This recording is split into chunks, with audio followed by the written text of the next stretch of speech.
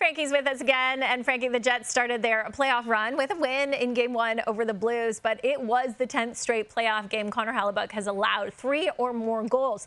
Jordan Binnington, however, wasn't great either. He did give up 4 on only 25 shots. So which is more likely to rebound and put on a show in Game 2 between those two netminders?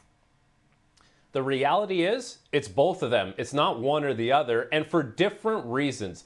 If you start with Connor Hellebuyck, how good he was in the regular season, that's reason enough to believe that he is going to have a bounce-back performance in Game 2. So many times this year, Connor Hellebuyck simply unbeatable and propelled the Winnipeg Jets to so many wins, made it hard for the opposition to score, and so you go to the playoffs and you just want to see him carry that over now. And I think in a Game 1 where everyone was a little bit nervous, even by their own admission on the Jets side of things. It felt a little nervous, especially for 40 minutes. And so when you're around that, even though Connor Hellebuyck is playing a different position than the rest of his teammates, you feel that energy. But there should be no reason for nerves now. He should have a bounce-back performance. If you look at Jordan Binnington, there's just something about him where he's mentally strong. And in these situations, yes, we know he's not the same caliber of goaltender in the regular season as Connor Hellebuyck, but big moments, big games, Jordan Binnington seems to find a way. So I expect him to have a rebound as well. And it makes for a very intriguing goaltender battle the rest of the way in this series.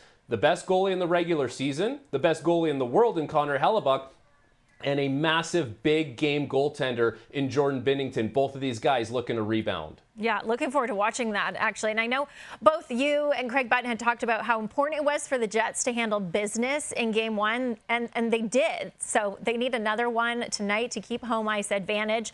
What do the Jets need to do to come away with another win in front of the whiteout at Canada Life Centre?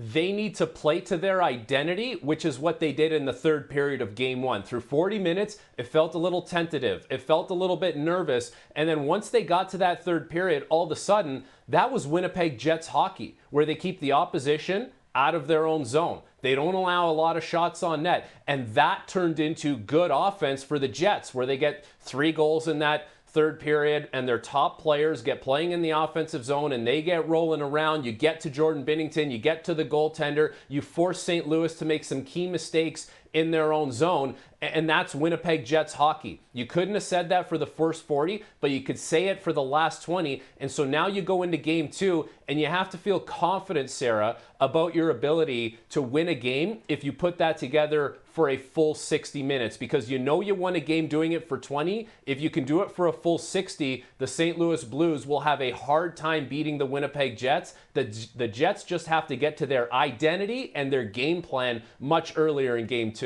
Yeah, they've got to follow that recipe, but home cooking's been good for them. The Game 1 win was the Jets' 31st on home ice this year. Only the Hurricanes have more. They got their 32nd in Game 1 against the Devils.